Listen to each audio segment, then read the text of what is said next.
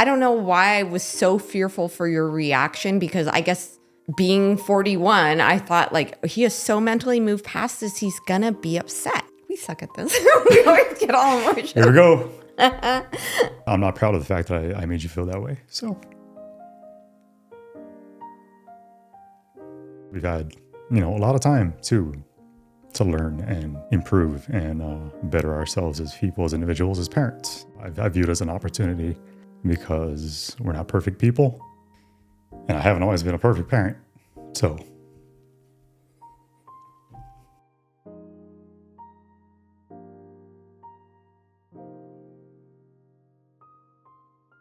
that's right. We're both 41 years old. Melissa's apparently geriatric, but also she is pregnant. Welcome back to New World Old Soul. Thank you so much for being here once again. Before we jump into today's conversation, don't forget to like, comment, and subscribe. We got that out of the way. Yeah. How you feeling? You were just saying you were hungry. Of course. How appropriate. I am hungry. I have felt better in my life. Yeah, I'm 41 and pregnant, which is very posh. Hilarious. It is. A lot of celebrities are doing the whole 40 and pregnant thing. My girl Joanna had number 5 at this age. But we were not planning this. No, not at all. Came as a complete surprise to the both of us. And if you watch us over on the Good Simple Living side of things, obviously we just announced this. We've been hiding this for months now. Yeah. If you go back and watch, there have been hints that were dropped along the way. To Melissa's credit, she hasn't been feeling all that well for obvious reasons, and she has powered through.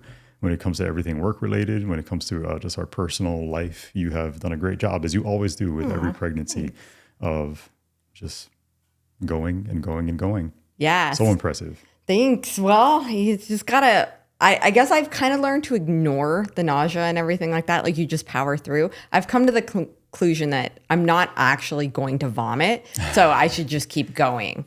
I feel constantly car sick, motion sick. Still. It's getting better now. So we're almost 14 weeks at this point. So normally by 12 weeks, I'm feeling better, but with the boys, it tends to go longer, which is just one of the many things that's making me lean towards blue. But this actually surprised us. I guess that first time we went to Nashville for the Daily Wire backstage thing. It was our family trip, the family trip vlog. Right. And I was like, that was like the week that things were supposed to, whatever. I won't get into detail, but anyway, nothing happened. At the event, I was thinking like, I'm never, ever late, like ever. I'm every 28 days, and then I'm like, this is day 30. Like, it must have been the airplane. Right. But it was in the back of my head. Mm-hmm. And I think yours too. It was. Because I had made a couple comments. It was. Yeah. Yeah, but we didn't acknowledge it outwardly. Neither one of us. We chose not to. Not even to one another. I think we were both trying to just protect ourselves and our mental state at the time. Yeah, we were a little busy that week. And then we got back to work. And then it was like a week and then 10 days. And I was like, and I'm thinking like, this is weird. So we're tiling Nevaeh's shower. Mm-hmm. And I think it was you that brought it up, right? I alluded to it. I hinted at it. And then I started having weird dreams overnight. Really? That kind of led me to believe, well, you remember I came out that one morning, I was like, you're pregnant. What? Yeah. And it was based on, internally, I knew, like I said, I think I was just kind of. Wait, did the archangel come to you in a dream like Joseph?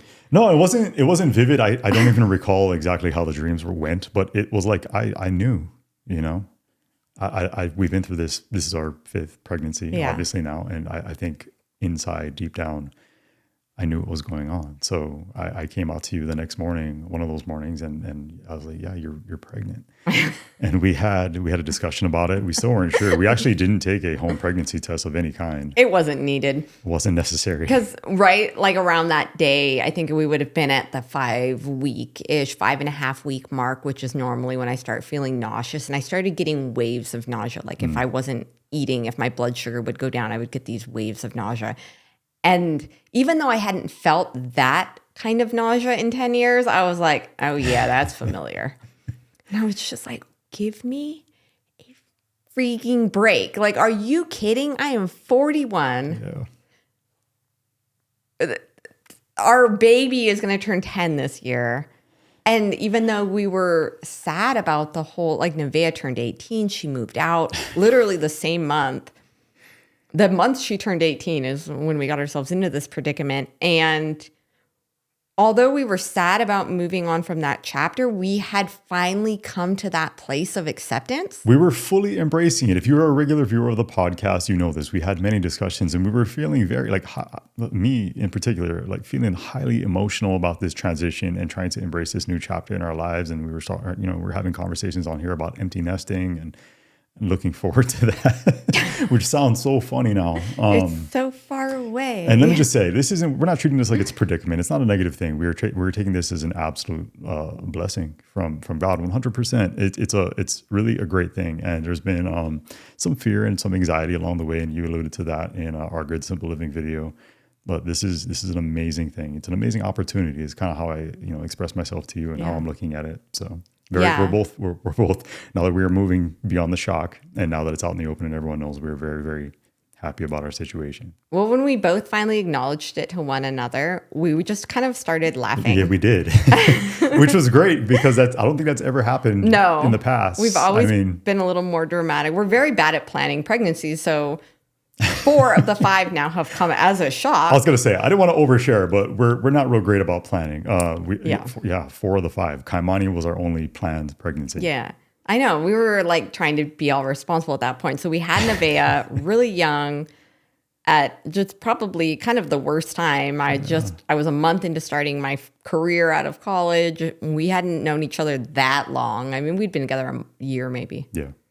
And we just weren't mentally in that place. So I remember telling you about Nevaeh and you just burst into tears. And I was like, oh, no. Did I? Yeah, you started crying on the phone. You were in Hawaii testing for the fire department.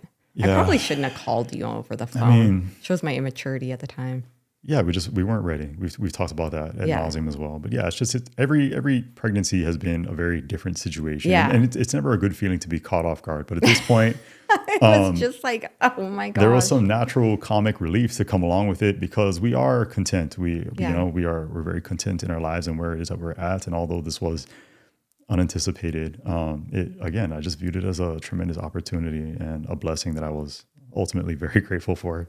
Yeah. So I at first did not feel that at all. Like when I first started suspecting it, I was like, I'm 99% sure, but I still hadn't talked to you about it yet because I guess part of me was thinking I'm over 40 and I Googled it and it said, oh, you have a 40% chance of miscarrying. And I thought, well, it's probably not going to stick anyway. I don't want to get you upset. I don't want to get the kids upset. So I'm just not going to say anything. And it makes me feel bad. It makes me feel bad that you didn't feel confident in just letting me know what was going on, even though I already had a suspicion myself. I was afraid to, I guess, worry you or upset you if I was going to go on to miscarry. Like, I don't know why I thought that because I don't have a history of it or anything like that. But I just thought with my age and it being unplanned and all the travel and everything, like, I just had a feeling that it wasn't going to, like, I don't know, maybe it was like kind of not wishful thinking, but it sounds horrible to say that. I had a moment of like total panic because I was worried that you were going to be upset. I wasn't upset at all. And you weren't. So when you finally brought it up to me and you started laughing, I felt instant relief. Really? And then I felt instantly like I can embrace this. And I don't know why I was so fearful for your reaction because I guess being 41, I thought like he is so mentally moved past this, he's going to be upset. I wasn't upset at all. And you weren't at all. You were probably like the most happy and like accepting and like this is going to be fun of any of the pregnancies, even our planned one. Yeah, it's really weird. It makes me feel genuinely bad to know that and hear you say that. I'm sorry. No, I didn't mean to make you feel bad. I just didn't want you to feel bad. So I was trying to protect your feelings. No, I know, I realize that, but I get that you probably feel that way based on some of the past times that we've dealt with this. So, but why? Okay, so you did have some not real gleeful reactions. Like you always came around really quickly, but it was that initial shock where you'd just be like, I have to walk away right now. Why did you feel that way? It's never been to that extent where I felt like I had to walk away. I think, just from a male perspective,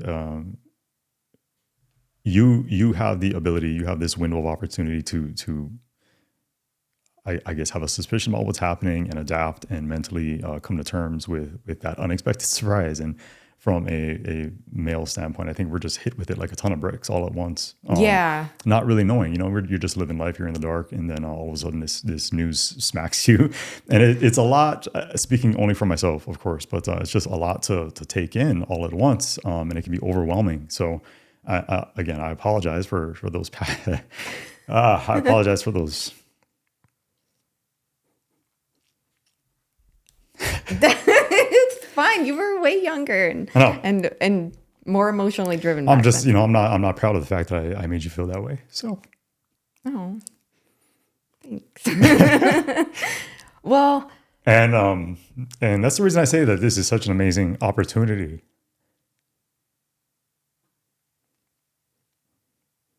We suck at this. We always get all emotional. Here we go.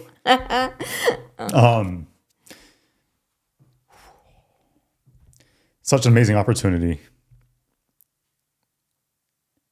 because we've had, a lot of time to learn and improve and better ourselves as people, as individuals, as parents. And I view it as an opportunity because we're not perfect people.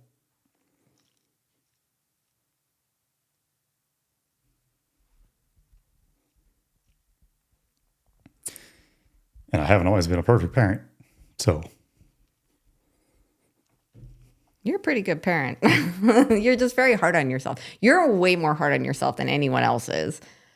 Like you're definitely your worst critic, which we've been over before. Yeah, I just genuinely grateful for an opportunity to take, I guess, the wisdom that we've obtained over time and apply it to this new little one that we're going to have. Yeah. Is all I'm saying. And again, I'm not, I'm not sad. I am not upset about this. I cannot reiterate that enough. I'm actually ecstatic, which is the reason that, we're giggling and laughing about it, because it's so us it's so us to do this. To wing our way through life. Yeah. And life is an adventure. And we've been here on the podcast before. And like I said, we've hinted at the fact that our life just seems to get reset every few years. And in true Souza, in our own way, this is just so appropriate, and fully embrace it. I cannot wait to do this all over again. Yeah, it's gonna be fun. So you guys know that we are massive Daily Wire Plus fans. We have been longtime subscribers because we love their podcast, we love their children's programming, their movies, and their series. You also know that we have men in our family, both big men and little men. So we watch a lot of Dr. Jordan B. Peterson's content. He has some excellent series that are already on Daily Wire Plus, and really great series on negotiation, which is actually coming out on Sunday, as well as a series coming soon on success. Currently, as a family, we are watching Dr. Jordan B. Peterson on depression and anxiety, because sadly, both are running rampant in our society today, especially amongst our youth and Gen Z in particular. If this is something that you personally struggle with, or maybe you have children or grandchildren, this series can really help you understand so much more about depression and anxiety and give you some practical, real-life tools to spot it and help those around you. The Mastering Life collection features series on true masculinity, marriage, having vision for your life, depression, anxiety, negotiation, the true meaning of success, and how to realistically achieve it. Each series is so worth diving into, whether it's just you or you're sitting down together as a family. Now, I know that you can see a lot of Dr. Jordan B. Peterson's content online, but his full catalog and the Mastering Life collection in particular is exclusively available on the Daily Wire Plus. So now you can easily find and watch everything all in one place. So if you're like us and you enjoy podcasts, movies, documentaries, and positive family content, definitely give Daily Wire Plus a try. We worked out a really great deal just for you guys. You can either click the link in the description below or go to getdwplus.com/NWOS and remember to use our code NWOS30 to get 30% off your annual membership. That is an awesome deal, so sign up now and get that huge discount and see why we choose to put our money where our values are with the Daily Wire Plus. Like I'm so up for it now but yeah, it's funny how it started and then there was just this instant relief of like, okay, he's here for this. This is cool. Like, he's actually excited for this. I was not expecting that reaction from you at all. Like, you could have, like, knocked me down with a feather in the bathroom when you started laughing. I was like, is this, like, weird laughing that's going to turn into like, crying or, like... maniacal laughter. Yeah, exactly. Yeah. But, no, you were really calm about it. And then that made me calm about it. And then I felt like, okay, we can embrace this together. And I'm proud of us for growing in our marriage and in our relationship to the point that we can take something and be like, okay, like, here we go. This is going to be great. Before, let's do it. Yeah. And see it as an opportunity instead of a challenge. And I think that was just us being young and more self-centered. Yeah. As far as, because you are, like we just had this conversation yesterday with next week's guest about how when you're young, you are so self-centered, not necessarily like, not life's in an all about egotistical me, way, but right? just you have a very you're all you have to think about, really, right? And then when you have a child, you realize, okay, now the world's all about somebody else, and so your mindset changes. Yes. But when your kids are all young, you're in the trenches, right? So then when it's like that joke of like, what's it like to have a fourth child? Picture you're drowning, and then someone hands you a baby, like.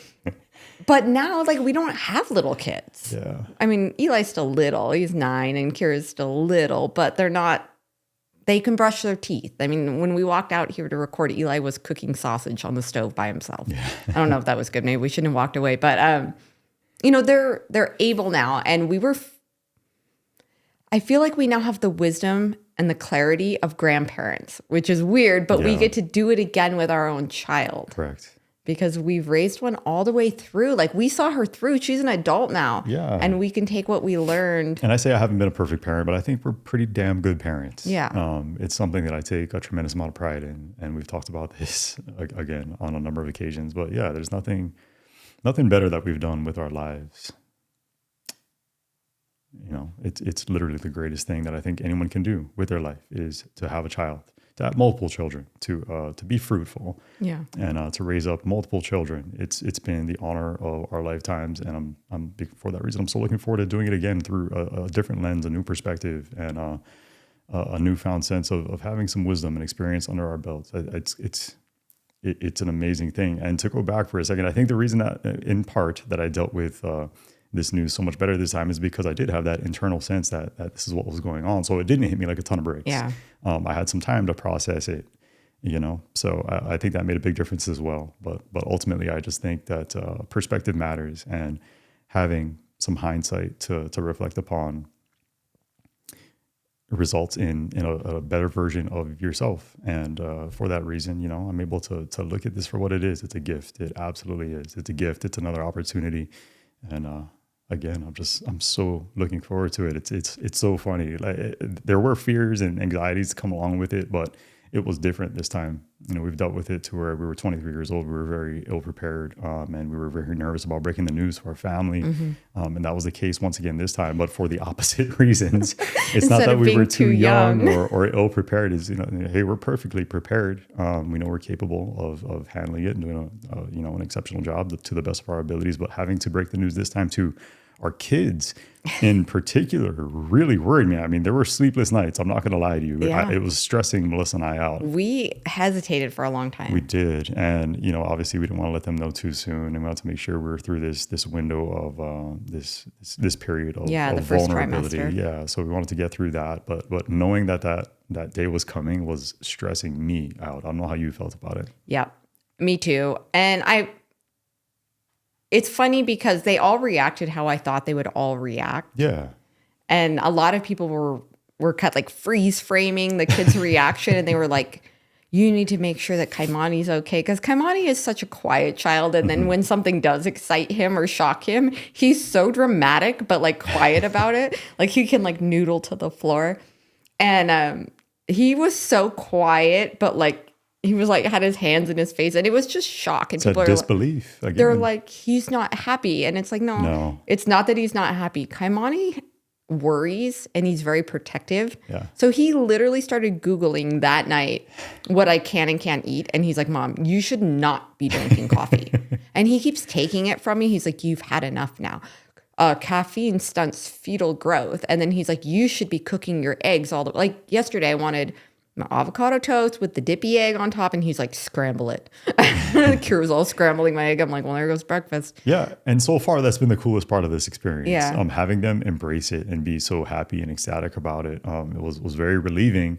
But this time around, it's so cool. And we had this discussion with them shortly after breaking the news. It's so cool that they get to experience this along with us. Nevaeh has some very foggy recollection of how it's gone with some of the younger siblings in particular. But this time, with all of them being in older age, they will vividly remember this time period, and they'll be able to, look back and have memories of their younger brother or sister growing up. And that part of it is so cool. This experience is going to be very unique for us, very different, even though we have been through it for, this is our fifth time. Like I said, it's a unique one. And I keep saying I'm looking forward to this, and I am, but for a variety of reasons. But I think maybe the coolest part of this is going to be that the four that we currently have are going to watch over this child with such a sense of love. They're going to have such a different type of bond with this child because of that age gap. It's going to be really interesting to watch over the years. Yeah. And we did get a little bit of criticism on that. Not a lot, but a little bit. There was one gal in particular that was like, I'll never do that to a child. I was Do like, what? have like this age gap. And it's like, well, one, we didn't plan it, Phyllis or whatever her name was. And then also, it just kind of sounds like she had a bad experience or her siblings weren't present in her life or what the deal was. But it's not really the way our family is. We have a very close-knit family. We homeschool, we homestead, we all live out here in the middle of nowhere together, and we're very, very close. So with our kids not attending school, which I had this conversation with another mom yesterday, and she was talking about, should I homeschool or not? And I was saying one of the benefits of homeschooling, and some people may see this as a benefit, and some people may see this as a weakness, but the siblings draw very close to one another because they are each other's playmates. Recess is with your siblings, and everything is with your siblings. So you have that really close bond. And yes, our kids have outside friends, but their siblings always come first to the outside friends because that's who they're closest to. And I don't see them just throwing their hands up and being like, well, I don't have anything in common with this child. I think that they're going to spoil the living snot out of this baby to where we're going to have to be like, guys. Yeah, it's been really interesting already. Nevaeh's entering this period of life for herself to where she will, hopefully, God willing, will have a child of her own or multiple children of her own here in the next decade or so. And so this is going to be a unique experience for her. It's already been interesting to see Kaimani kind of take on like a fatherly role in a sense, with giving you the critiques and advice of how it is that you can best be handling this pregnancy. Kira loves all things babies and childbirth. One of her favorite shows is Call the Midwife. She loves Call the Midwife. Which for a 12-year-old girl is very unique. So she's ecstatic about this. And then Eli as well. He's never had the opportunity to be an older sibling. He's been our youngest child for 10 years by the time this kid rolls around. And he's so looking forward to having an opportunity to handle this younger sibling and be like the one that this kid can look up to, can come to for help and guidance and advice. And it's gonna be so cool to watch. I've had a lot of, going back to dreams, I've had a lot of dreams projecting into the future about just what our life looks like. And by the time this kid is 10 years old, and Nevaeh's almost going to be in her 30s. That's and crazy. It's so crazy to say out loud, but I think that sibling relationship will look very different from your stereotypical one, because I think she'll be looked at more so as like a motherly figure, kind of a caretaker. You know, hey, I fell down, I skinned my knee. If mom's not around, I'm running to Nevaeh, who will pick me up and comfort me. And it plays out so beautifully in my mind. And God, it's an amazing thing. Again, it's just such an amazing opportunity. Yeah, they're going to learn so much from it. It is really cool for Eli because he's starting to resist that baby role. Yeah. He doesn't like to be babied. He does not like to be left behind. So when the other kids are running faster than him, I'm seeing that frustration in him now being so much younger. And he's really craving like doing manly things. I think that's why he likes bull riding and stuff, because it's manly. Like he likes everything fighter pilot and bull riding and rodeo and things that are masculine. Yes. And I think he's craving being a man, and to be the big brother now, he's going to love that. Yeah. He's really relishing that role for sure. Yeah. Like when he said, I'm not going to be the youngest anymore, that wasn't a statement of disappointment. He was like, yes. Yeah. Yeah, he was excited. He's most definitely been the baby of our family, and it's abundantly obvious if you watch the way we all interact with one another, with the kids in particular. So, how are you feeling in general, though? Physically, how are you feeling? I am feeling better now. If I don't eat, like I'll get those little waves of nausea. I got car sick on the drive to Spokane yesterday. Like little things that will continue throughout the whole pregnancy. But as far as the like all day, all night queasiness goes, it's definitely waning. How drastic is the contrast between being pregnant at 41 versus 22? I don't feel any different yet, but I'm literally just starting to show. I mean, we're only like at the 14-week mark. So according to a lot of the viewing audience, you have been showing the past 2 weeks. I know a couple people were like, yeah, no, we saw it. We did field a few questions. We're kind of biting our nails. Like, oh, people are catching on. We have to put this out here very soon. Yeah, I think because my body's done it 4 times already, it was like, oh, I know, I recognize this. You've already got some strained muscles, though. I did. I strained. Well, because when you're pregnant, you have like this hormone. I forgot what it's called. It's like it sounds like relactin or something. I forgot what it's called, but it causes all of your muscles and tendons and everything to relax for like growth and stretching and everything. The problem is that your muscles become weaker, and it's so easy to pull like ligaments and tendons, and there's a lot of little like round ligaments in your stomach. So as everything's starting to grow, I mean, baby's already like 4 or 5 inches long at this point. It's crazy. Like, you know, like I'm starting to feel like pain and cramping and little like twinges. And I ripped open a box the other day and I was like, oh, like it was like this burning. And I was like, I walked in, I was like, I don't think my body's going to handle this the way that it did. Is that a serious concern for you moving forward? Well, then I felt better like after a day, like it went away. And so now I'm like, no, I feel great. Like today, if you ask me, things are great. I'm going to rock this. But like, I don't know, ask me tomorrow, ask me in a week. We both have concerns. Obviously, it's more of a point of emphasis for you since you're the one actually, you're with child. I am not. I'm just living my life here. Every time you say with child, I think of like the Virgin Mary on a donkey. And then I'm thinking like, I got to get a donkey. Yeah, but even for myself, once baby's here, do you have any concerns about how we're going to handle this? Because we're lacking energy. Let's be real about it. Yeah, we're tired. We are much more fatigued at age 41 than we were at age 22. I feel like it's less age and it's more the fact that we built 3 living spaces in 5 years. Yeah, no, I definitely feel it. No doubt. Like our backs and everything, we've really, really worked hard. But I mean, I can't sit on the couch for more than like 20 minutes without fending off my desire to want to take a nap. You do like to go night-night. So, I mean, yeah, I do have concerns for myself when it comes to just making sure that, I'm the best that I can be. I've been running. I got back into running here recently. The reason I'm doing it, I mean, a big part of my motivation for doing it is just trying to maintain some baseline when it comes to like just my energy levels, because I want to be there for this kid and I want to make sure that I'm the best possible version of myself that I possibly can be. So what are your other concerns moving forward, though? I mean, how about your bounce back? You concerned about the physical bounce back this time? I mean, I think at this point, like now that I'm in my 40s, and I am like a pretty petite person. So like if I put on some weight or whatever, or I look just like a mom, or it just is what it is. Like I'm kind of past that vanity stage in my life of like having to, I don't know. I never had to work for it before because I was just really naturally thin. And then when I hit 40, I mean, I slapped on 15 pounds in a year like nothing. Yeah. And I thought like, okay, it's just downhill from here. Like, You look beautiful.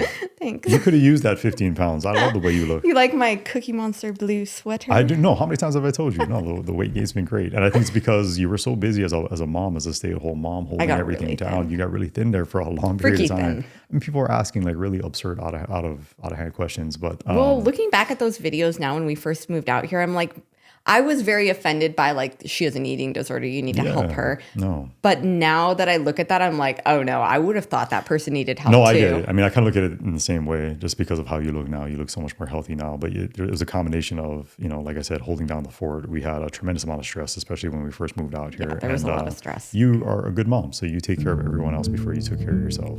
So recent events like the natural disasters down in the southeast United States unfortunately serve as such a grim reminder that in the days following a disaster, you can't rely on someone else to bail you out. That's why we're so passionate about keeping an emergency food supply kit from My Patriot Supply in our home. Storing food in your home is the right thing to do because we are living in crazy times, which explains why so many people are preparing now.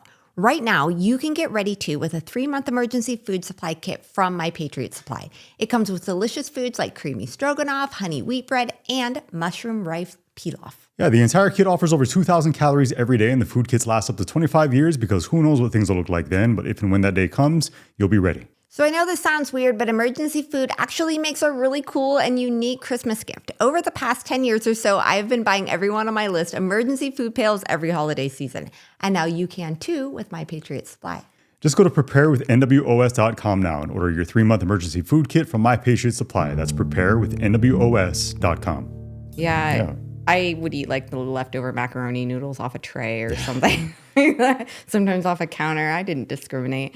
But I didn't eat meals.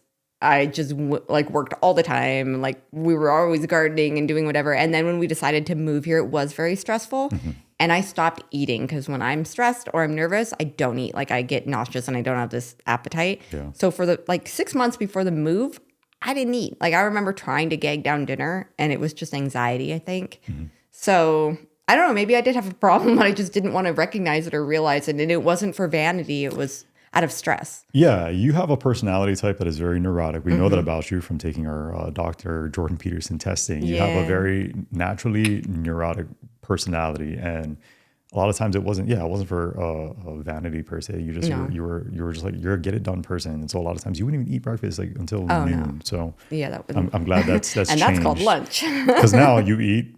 It's not an issue whatsoever. I have to now, or I get sick. It's of the utmost importance. I have to eat like every 2 hours, or I feel nauseous now. There are already adjustments that we've made in our personal life with how we're doing things. Obviously, everyone's looking out for you. We're all concerned about you. We don't want you doing anything. So fragile. No physical demands being placed upon you. Ideally, even though you always tell us like, no, I'm fine. I can do this. Everybody, not only myself this time, it's really myself and Kaimani especially, is like, you can't be doing this. So we are making some adjustments in our own personal life to where, hey, the load on mom is going to be lessened. So that means everyone else is going to have to kind of compensate and step up to the plate.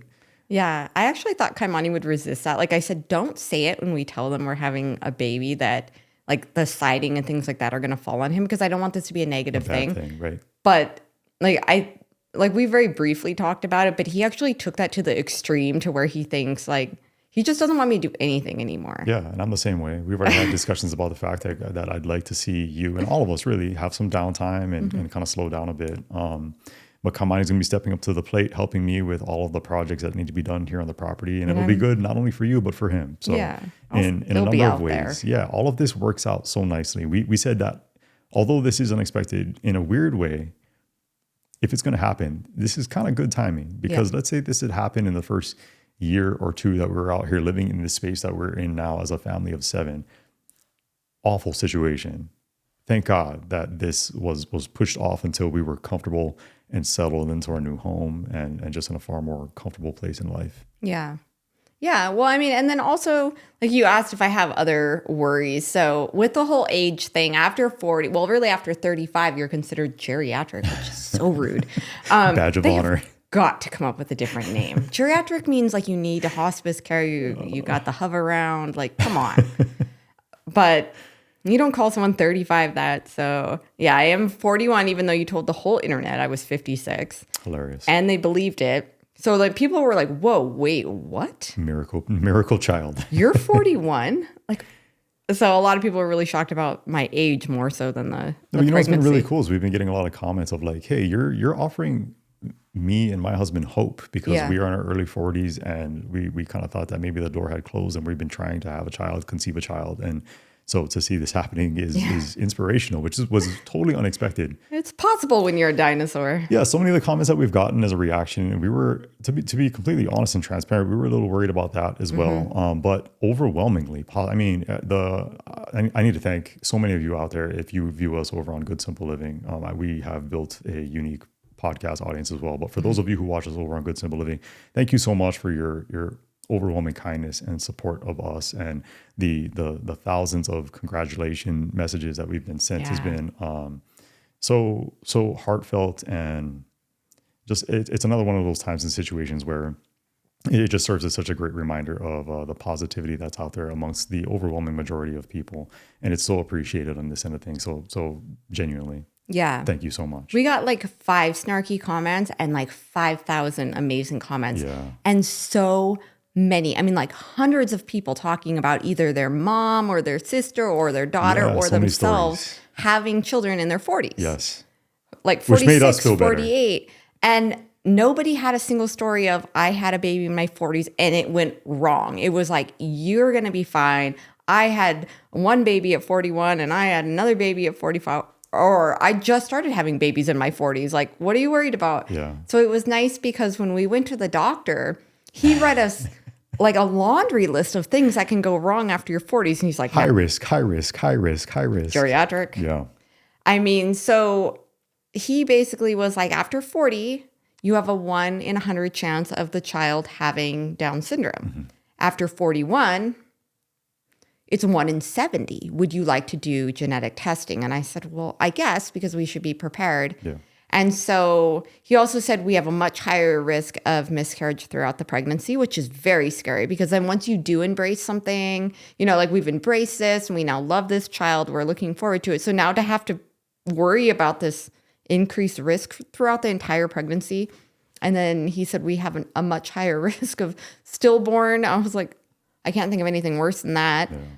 Early membrane rupture, your placenta failing because you're so old, like your body can't like grow the bubble anymore. There were so many things. And he's like, we should probably schedule to take you early because you live so far.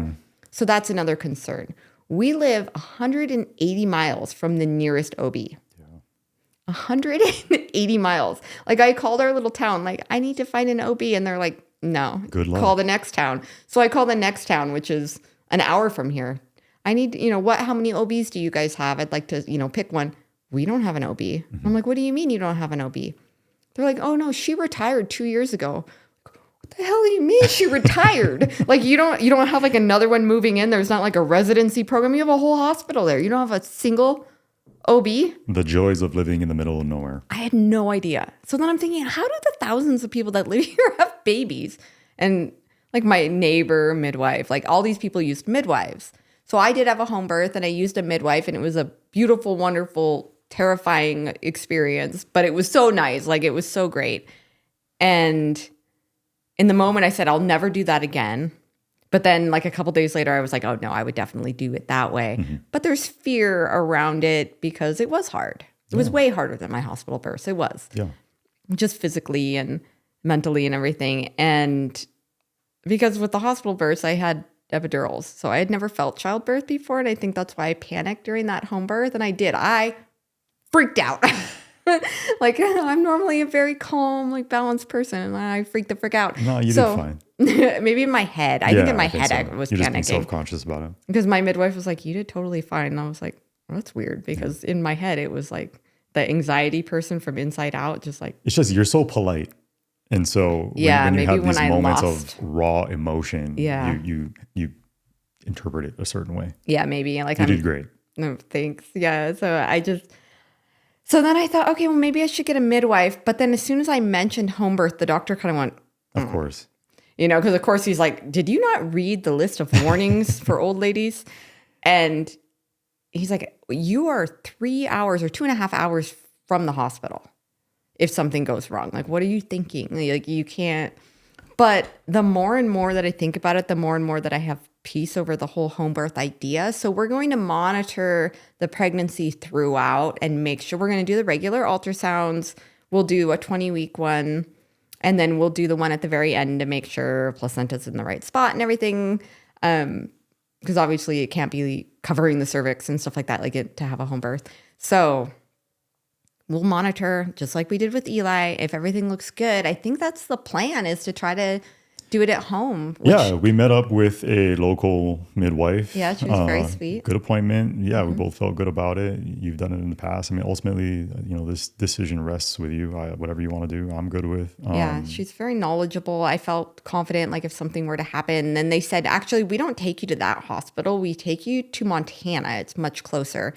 And then out here, everyone uses medevac, which I know sounds really dramatic if you live in the city. But out here, if Life you need Flight, yeah, Life Flight. Yep. We all have Life Flight insurance. So Life Flight's very, very used to landing in hay fields and picking people up. And they do it for births, and they do it for car accidents and all kinds of stuff. Yeah, let's pray we don't need that. Right, but it's there. But it's there. And again, this decision rests with you. And it'll. I think you're healthy. You've always done really, really well. You don't have I've never had any ton of complications. markers. We're older. You're older this time, but I'm praying. I think you'll do fine. Yeah, so there is that little worry in there with the genetic stuff. Not that I would care if the child had Down. I mean, obviously you care. You want the best and easiest life for your child. Yes. But if we found out that our child was going to have Down syndrome, that's not going to make or break it for us. Nope. That's a new embrace. Yes. But you need to know, because there can be health difficulties that go along with that. And then you're not really looking at a home birth in a situation like that. Right. So if I was going to do a hospital birth, for sure, I probably just wouldn't worry about any genetic testing. But I'm just kind of hopeful at the 20-week ultrasound, they'll be able to see markers that would require genetic testing or not, because they gave us a little kit to go in to have our blood drawn. And then I went in to the blood draw place, and both of us just had a bad feeling in there. No, we went to the lab in the hospital, and It was so we hospital-y. both, which we don't like that environment. It's not for us. Yeah. We went in there, and you expressed that you were feeling some uneasiness about it. And I said, yeah, me too. And then we gave it like another minute or two, and you're like, I don't want to do this. Yeah. And I was like, let's go. Yeah. So we left. We got in the car and we drove away. So we didn't do the genetic testing. Because ultimately, like Melissa said, while it's good, it's necessary to have that knowledge. It really makes no difference or impact on us. We're going to love this child regardless of the outcome. So Yeah, I didn't feel like I needed to know right then. We will be back for an ultrasound in probably 6 weeks, and then they will be able to see if there's anything that we have to worry about during that ultrasound. It's the anatomy ultrasound. However, we have decided we are not finding out. we're going to have some fun with this. This is our fifth child. This is Jeremy's choice. We have to. What do you mean it's my choice? Well, because I like to shop and prepare. I am a preparer. You can still prepare, just a more neutral preparation. Neutral this time. preparation. No, it's our fifth child. We have two of each. We have 2 boys, 2 girls, obviously. So I figured with this one, we have fun. And it's one of those things that I was able, I went back and I was like, hey, if there's anything we could have done differently with any of our pregnancies, what maybe would you do differently? And that was one of the things for me. I was like, hey, let's have this like old school experience of just learning what it is that we are being blessed with on the day of. It'll be cool. Americans are tired and frustrated by stalling economy, inflation, endless wars, and the relentless assault on our values. Thankfully, there's companies like Patriot Mobile that still believe in America and our Constitution. Yeah, we're proud to partner with Patriot Mobile because they're on the front lines fighting for the First and Second Amendments, the sanctity of life, and our military and first responder heroes. So take a stand and put America first by switching to Patriot Mobile today. You'll get the same nationwide coverage as the big providers because Patriot Mobile operates across all 3 major networks. Plus, they back their service with a coverage guarantee. Yeah, their 100% US-based customer service team will find the best plan for your needs. Keep your number, keep your phone, or upgrade. Just go to patriotmobile.com/NWOS or call 972-PATRIOT. Right now, get a free month when you use offer code NWOS. Don't get fooled by other providers pretending to share your values or have the same coverage. They don't, and they can't. Join us. Switch to America's only Christian conservative mobile provider, Patriot Mobile. Go to patriotmobile.com/NWOS or call 972-PATRIOT for your free month of service today. That is cool because being like them saying like, oh, it's a girl, like during the anatomy scan is exciting, but it's not the same excitement that I've seen from people at the birth because when the baby's born, and especially during a natural childbirth, when you have that sudden rush of endorphins and everything, and it's so hyper emotional. There's such a relief because the most of the pain, not all of the pain, but most of it is gone. The baby is born. You feel such like relief and euphoria, and then to find out what your baby is at that moment seems really cool. And people did it like that for generations from the beginning of time. But in modern day, a lot of times people don't get to experience that. And I think that kind of sucks. It's such a, again, from my perspective, it's just such a, I'm so overjoyed at the birth of any of our children, obviously, but it's just another added element to it, that element of surprise and learning what it is. Like I said, that you're going to be blessed with, my son, my daughter. Can't wait for that moment. Yeah, that's going to be so really cool. Neat.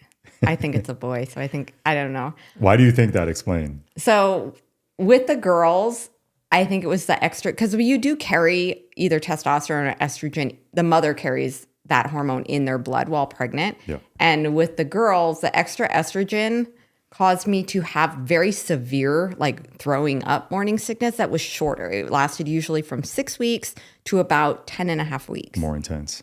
Way more intense, like horribly miserable. And my skin was really clear. I don't know why, but my skin would always clear up and everything.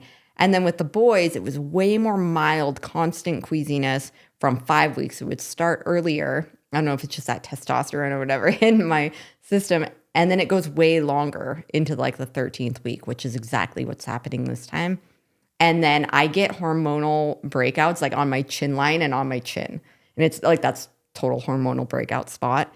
That started happening right at 5 weeks. And then the queasiness started right like the day I turned 5 weeks.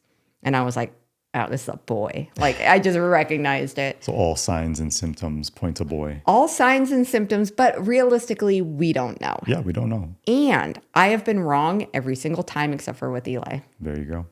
Do you have a preference at this point? I think girl clothes are cuter. Like, I love dressing up. Come on. I dressed up Kira like she was a doll, and I loved it. Like, she was so adorable. Yeah, but think long term. But I adore little boys in like a different way. So little girls are like sassy and cute, and little boys are just like golden retrievers. Like they're just like, oh, love you, mama. Like they're just, and they love you, mama, like forever. Yeah.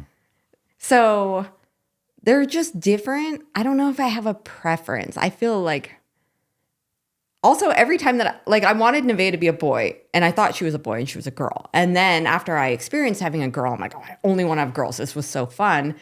And then when I found out Kaimani was a boy, I was disappointed. I wanted him to be a girl. Mm-hmm. And I was wrong on that too. I thought he was a girl. And then after I experienced the love of a little boy, I was like, oh, I just want to have little boys now. So I really wanted Kira to be a boy, and I thought for sure she was, and she was a girl. And then with Eli, I wanted Kaimani to have a brother. I really had a desire in my heart to have another boy. The doctor told us at 15 weeks, it was early, but he was like, I'm really good at guessing this. This is a girl. Mm-hmm. I mean, he told us like 100% certainty, girl. Yeah, wrong. And you were like, it's a girl, Melissa. And I was like, it's a boy. Like, I know it's a boy because God knows the desire of my heart, and I want a boy. It's a boy. And sure enough, he was a boy. Yeah. So he was the only one that I was like sure of and I just think this one's a boy. Yeah. I don't know. All signs point to my instinct says boy. I think with our age, if our kids do go on and do their own thing, I really can't picture Kira leaving. I'm pretty sure she's already putting the foundation into her house on the field. But I don't see Kira leaving, but I do think that the other three could fly the coop. Sure. As we get older, like, we're mid-50s and things like that, you're going to need help. Yeah, I need help now. You do. But you have Kaimani right now. But let's say Kaimani gets some crazy big city job or something and moves away. If anyone's going to move away, like far away, it's going to be him. Because he has really big aspirations He does. to like go out there and like really do something great. And you know, like the kind of people that he follows online and stuff. I'm like, he's out of here. Ambitious. Very ambitious. Yes. And he really wants to be somebody. Yeah. And it's hard to do in North Idaho. I mean, you can, but it's harder. And the opportunities are less when you're a young man. So I could see him leaving. And then, you know, we got Eli too. But I just think you're going to need help in your later age. And maybe God knows that and is giving you another strapping young lad. I guess we'll see. Yeah, we'll see. I don't have a preference either way. Boy, girl. Not at all? Makes no difference to me. No, truly. I mean, I love being a father to girls. It's a special relationship. And I fully embrace that. I actually really love that role. I know, yeah. And then when it comes to boys, it's very different. And, you know, you serve more so as a model for your young son and teaching him to be a man. And I love that role as well. It really makes no difference to me. So long as the baby's happy, healthy, you know, that's really my only concern. I think it's a boy. Although another daughter would be nice too, because either way. Then I get the help, right? Either way. We're going to have an imbalance though. I know, the tiebreaker. Everyone's calling it our tiebreaker, our caboose baby. Yeah. So. Well, if it's a girl, we have Ludo. We can offset it that way. Oh, yeah. But we were talking about getting Ludo a wife. Yeah. The kids thought that we were getting them a puppy. When we sat them all down, they were like, oh, this is it. Ludo's getting a wife. It's a serious talk for a puppy. I know. I don't know why they thought we'd like sit them all down and a family meeting. We're getting a puppy. Yeah. But yeah, it's going to be an adventure. I'm so glad that we're both embracing this way better than I thought we were going to. But it's kind of scary at the same time to be super excited. It is. Because the doctor freaked me out. Yeah. You know, he really did. No, it'll be all right. And I don't want to live in fear either. No. Because you can let fear creep in and steal your joy over something that's supposed to be really fun. No, it's going to be a good thing. Either way. It's going to be great. Yeah. It's going to be a change, but I don't know. It's the new edition. We finished this edition and now we have a new edition. All right. You want to squeeze anything else in here before we wind down? Well, next week we have a really exciting guest. I know we always say that every time we have a guest, but I'm really, really excited about her in particular because I am a massive fan and I have been since I was a kid. Yeah. And I think a lot of people, everyone's going to recognize her. And I think everyone has watched her continues to watch her. So I'm excited. Celebrity to share. guest. We actually already recorded guest. it. We recorded it yesterday and it was a great talk and just a great person. Yeah. It was so awesome. She was so great. We actually had a good chat on the podcast. Mm-hmm. Took a few minutes to kind of get loosened up and feel each other out as it always does. But even when we were done, we wrapped up. She hung out. We had an even better conversation off camera for like a half an hour. Just such a genuinely friendly, humble, down-to-earth individual, which was incredibly refreshing. It's just so nice to see somebody in her position be so nice. Yeah, awesome. And just normal and so down to earth. So we loved yesterday. We enjoyed that conversation so much. Cannot wait to share it with you guys. So that'll be out next Wednesday. So appreciate all of you being here per the usual. Been an interesting week for us. Thank you once again to all of you out there who commented over on Good Simple Living. It meant the world to us. Truly, it did. I was so struck reading through all the comments last night when we got back home. Just so appreciate you guys. You guys are so awesome. We have such a great audience. And on behalf of our family, thank you sincerely. So love you so much, Mama. Love you. You look beautiful. You're glowing. I'm just sweaty. No, I'm just kidding. All right. Love and appreciate you guys. God bless. We'll be back here next week on New World Old Soul. Living in the new world with an whole soul. These rich men north of Richmond, Lord.